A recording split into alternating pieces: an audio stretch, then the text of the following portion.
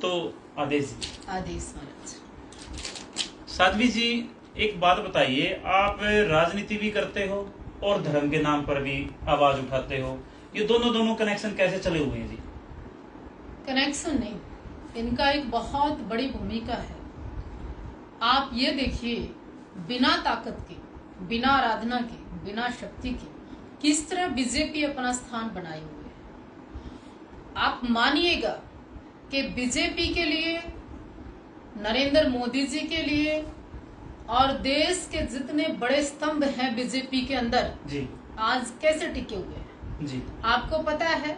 उनके पीछे माँ बगलामुखी, माँ कामाख्या, उनके लिए बड़े बड़े यज्ञ, अनुष्ठान, मंत्र जाप और ऐसी ऐसी क्रियाएं होती हैं जिनकी वजह से उनका ओरा, उनका तेज, उनका स्तंभ करने की जो ताकत है वो उनको देवी शक्ति से मिलती है जी। अगर कहीं बाई दिव्य ये कांग्रेस गऊओं के नाम पर, संतों के ऊपर प्रहार ना करती, इनको बीजेपी पार्टी से बिलोंग करते हो लगता है हमें, क्योंकि आप बीजेपी की हर बार उत्साह से बोलते हो कि बहुत अच्छी पार्टी है।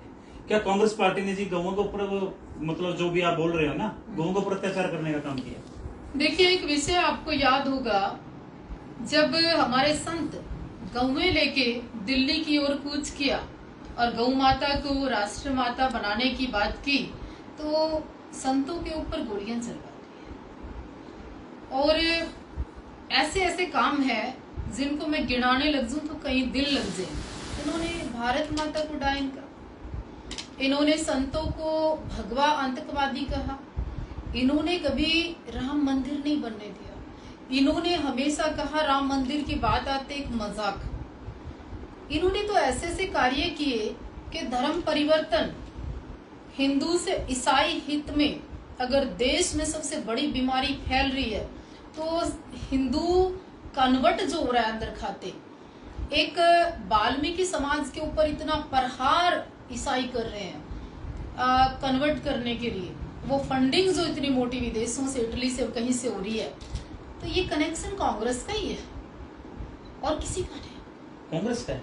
कांग्रेस तो जो लगातार बहुत लंबे समय से, कई वर्षों से विपक्ष में बैठी है। आपने कहा धर्म और राजनीति, इन लोगों ने धर्म के ऊपर प्रहार किया ताकि हिंदू घटे, इन लोगों ने सनातनियों के ऊपर प्रहार किया कि मठ मंदिरों की गरिमा, संतों को अंदर जेलों में डाला ताकि धूमिल हो, और इन्होंने हमेशा ऐसे लोगों को दूषित करने का काम किया। कभी नहीं सुना मैंने कांग्रेस के लोग कहते हैं कि साधुओं को फिल्मों में बदनाम नहीं करो, नाटकों में बदनाम नहीं करो, हमेशा बदनाम किया लोगों ने। आपका बीजेपी से बहुत प्रेम दिख रहा है जी।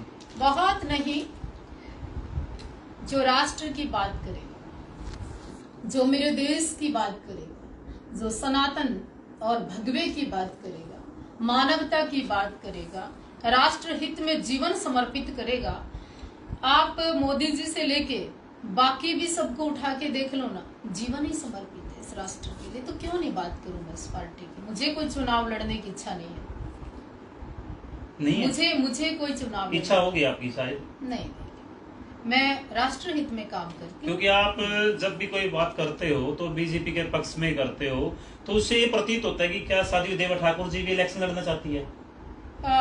माननीय ऊर्जा मंत्री मनोहर लाल खट्टर जी, उन्होंने अपनी भूमि का कण कण राष्ट्र के नाम दे दिया, तो वो संत नहीं है क्या? बिल्कुल, बहुत अच्छे संत नहीं। मोहन भागवत जी पूरा जीवन समर्पित कर दिया जी। मोदी जी अपना पूरा परिवार सिस्टम जो भी था व्यक्तिगत, वो जीवन पूरा लगा दिया जी। एक सादगी से 2 कुर्ते पजामे पहनने वाला व्यक्ति संघ में, आरएसएस में, अपना घर बार संपत्ति सब छोड़कर राष्ट्र के सेवा में एक थैला टांग के निकल जाता है, तो क्या वो संत नहीं? तो बीजेपी के अंदर बिना भगवा पहने भी राष्ट्र को समर्पित ऐसे संत है जिनको मैं प्रणाम करती हूँ। ऐसे कितने संत हैं जी जो बीजेपी में, जो कितनी गौशालाएं खोली हैं, कितने धार्मिक स्थानों का निवारण किया है। इसी देश के अंदर, इसी सरकार के अंदर गौशाला तो छोड़िए, नंदीग्राम भी बने जी। महिला सुरक्षा की अगर बात करते हैं तो सारे स्ट्रिक्ट कानून यहीं बने हैं, फास्ट ट्रैक जैसे मुकदमे यहीं पे हुए हैं। अगर हम बात करें तो गौ माता के लिए आज आप देखते होंगे कि बीजेपी का कोई भी बड़ा एमपी है, एमएलए है, मंत्री है, चेयरमैन है, तीसरे दिन गौशाला जाएगा। कोई बड़ा संत आएगा तो वहां का विधायक और चेयरमैन स्वागत में खड़ा होगा। कोई संत अगर स्टेज पे जाएगा हमारे जैसा, तो चाहे मुख्यमंत्री भी हो, वो सत्कार करेगा। तो बीजेपी ने सिखाया। साध्वी देवा ठाकुर जी, आप जो शब्द बोल रहे हो, आप एक साध्वी होकर, नाथ संप्रदाय से होकर एक पार्टी के पक्ष में इतनी मजबूती से बोल रहे हो, क्या आपके लिए ये सही रहेगा? बहुत सही है, उपयोगी है। मैं तो कहूँ सब संतों को, बीजेपी को पूरी तरह पुरजोर सपोर्ट करना चाहिए। अगर आप राष्ट्र का भला चाहते हैं, देश का भला चाहते हैं, संस्कृति की रक्षा करना चाहते हैं, धर्म की रक्षा करना चाहते हैं, मठ और पंडित की रक्षा करना चाहते हैं, जनेऊ और चोटी की बात करना चाहते हैं।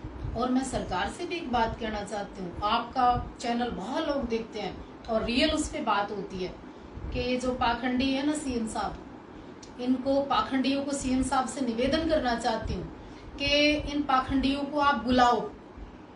पाखंडी कौन है, एक बार बताओगे बीच में? हाँ, ये शब्द थोड़ा सा शायद आपको लगा होगा, मैं किसी और को कह रही हूँ। ऐसे पाखंडी हरियाणा के अंदर इकट्ठे हो रहे हैं जो पूछा के नाम पर, देवी के नाम पर, बाबा के नाम पर, पीर के नाम पर गर्दन हिलाते हैं, नकली जटाएं लगाते हैं, फिर वो चिमटे मारते हैं, पाँव में चांदी के मोटे मोटे कड़े पहनते हैं, सिगरेट फूकते हैं, पूछा देते हैं। औरतें कहीं दुनिया भर की औरतों को इकट्ठा करती हैं, जीभ निकालती हैं, काली देवी आती है उनमें, वो कहती हैं कि हमारे में दुर्गा आ गई।